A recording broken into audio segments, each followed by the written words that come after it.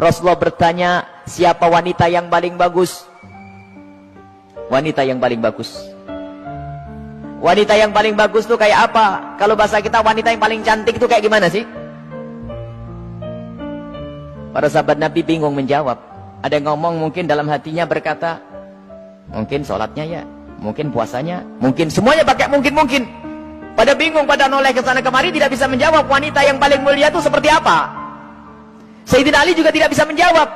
Semuanya pulang ke rumah masing-masing. Sampai di rumah Sayyidat Fatimah Zahra, seperti kebiasaannya wanita solehah, kalau suaminya datang yang ditanya adalah dapat ilmu apa, bukan dapat duit berapa.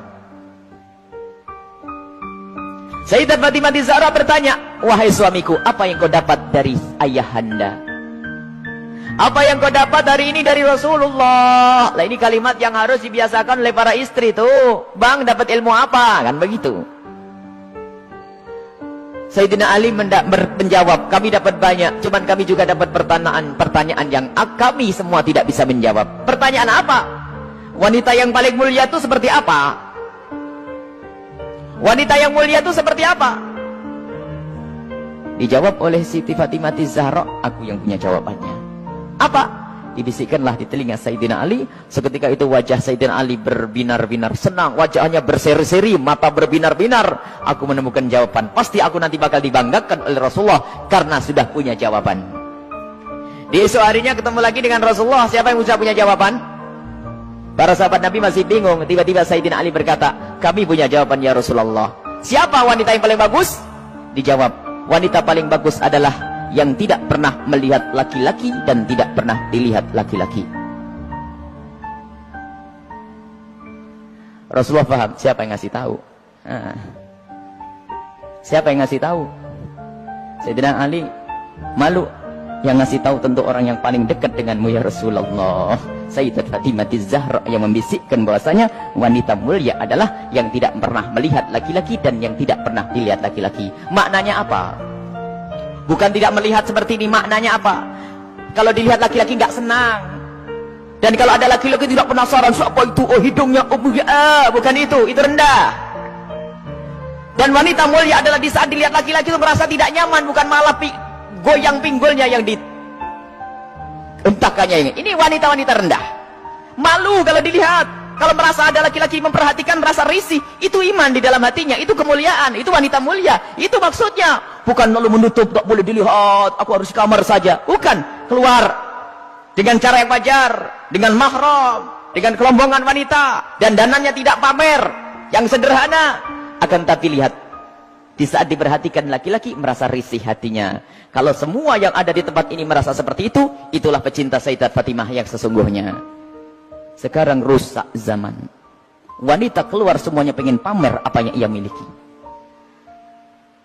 Sudah begitu ngaku, aku pengikut Rasulullah. Aku sering hadir marhabanan. Maulid Nabi, ribuan manusia yang datang. Aku insya Allah dapat syafaatnya Rasulullah. Tapi nggak nyambung dengan Sayyidat Fatimah Zahra.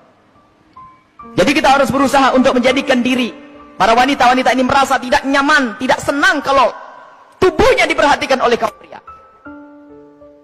Ini iman, itu kemuliaan, jadi tidak nyaman. Dan itu ada sifat-sifat semacam ini.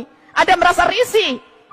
Ada yang Masya Allah kalau sudah diperhatikan merasa, waduh wajahnya mulai putih, kuning, hijau tuh.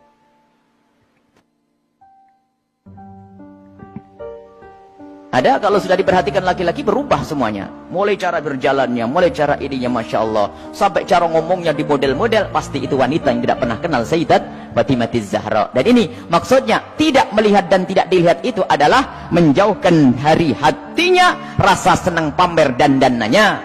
Sampai suara pun dijaga. Suara dijaga Sayyidat Fatimah Zahra, suara dijaga dan rasa malunya sangat tinggi Sayyidat Fatimah Zahra. Sangat malu, pemalu beliau itu. Pernah suatu ketika berada di teras rumah, bukan di teras, karena rumah jangan dianggap kayak rumah kita. Sebab rumah Rasulullah dengan Sayyidat Fatimah Zahra kalau digambarkan, kalau Masjid Nabawi ini segede ini dulu tuh. Masjid Nabawi kurang lebihnya seperti ini, seperti Masjid Taqwa ini sebelum dikembangkan. Jadi rumah Rasulullah itu, rumah Sayyidat Fatimah Zahra ada 5x5 di situ. Seberangnya ada rumahnya Sayyidi Aisyah, di belakangnya ada rumahnya Sayyidah Saudah. Kemudian nanti istri Rasulullah yang lainnya ada diajar begitu. Jangan dianggap rumahnya di kampung sana, di kota sini, bukan. Jadi rumahnya hanya kecil-kecil begitu. Sehingga ada fitnah yang pernah disebar bahwasanya Siti Fatimah Zahra pernah ditendang Sayyidina Umar bin Khattab. Ini kan fitnah pada Sayyidina Umar. Memangnya nggak ada yang dengar yang lainnya. Oh, kecil begini, kalau sampai Siti Fatimah sampai jerit-jerit nangis pasti kedengaran. Ada ya sekelompok orang yang berdusta mengatakan Siti Fatimah Zahra meninggal karena dipukul oleh Sayyidina Umar bin Khattab, perutnya sampai keluar. Ini lucu cerita ini. Dipikir rumahnya itu di kampung sana ya, kampung sini, bukan. Itu loh rumah Siti Fatimah. Kalau ada di sekitar masjid gini, mepet. 5 kali 5, 4 kali 3, rumahnya itu rumah dipikir rumah kayak apa begitu, bukan. Jadi rumah Rasulullah dan semua keluarganya itu kalau dikumpulkan hanya 200 meter. Allah. Dan sangat sederhana. Nah itulah, suatu ketika Sayyidat Fatimah Zahra berada di depan kamar, di depan rumah bersama Asma binti Umais. Asma binti Umais itu adalah bekas istrinya Ja'far At-Tayyar. Di saat itu ada jenazah yang lewat. Dan di saat ada jenazah yang lewat, tiba-tiba Siti Fatimah menangis. Dan menangisnya nggak kira-kira. Sampai Asma ketakutan. Kenapa wahai binti Rasulillah, wahai putri Rasulullah, engkau menangis seperti itu, ada apa? Kenapa engkau menangis? Baru setelah reda bisa menjawab, aku menangis, aku nanti pasti akan mati. Tentu engkau akan mati. Engkau akan mati. Bukan masalah kematian, tetapi aku tidak ingin nanti seperti itu. Kenapa dia?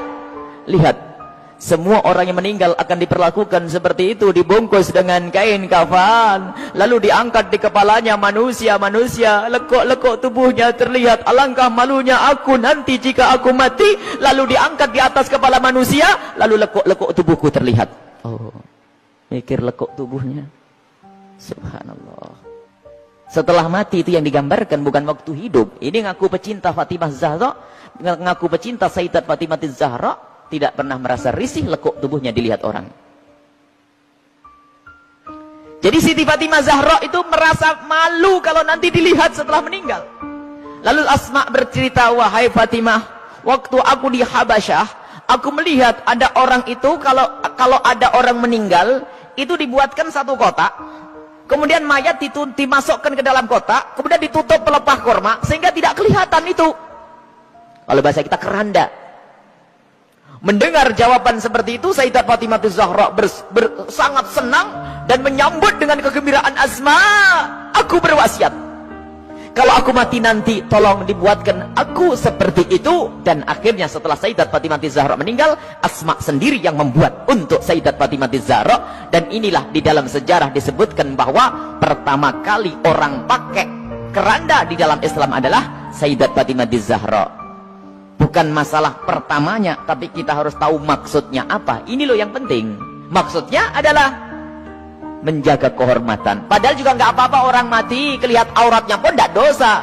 Orang meninggal tidak ditanya lagi oleh Allah. Akan tapi rasa malunya Sayyidat Fatimah Zahra sampai menghantarkan beliau untuk berwasiat kalau meninggal nanti agar dibuatkan yang demikian ini. Dan termasuk wasiat yang lainnya apa? Agar dikubur di malam hari.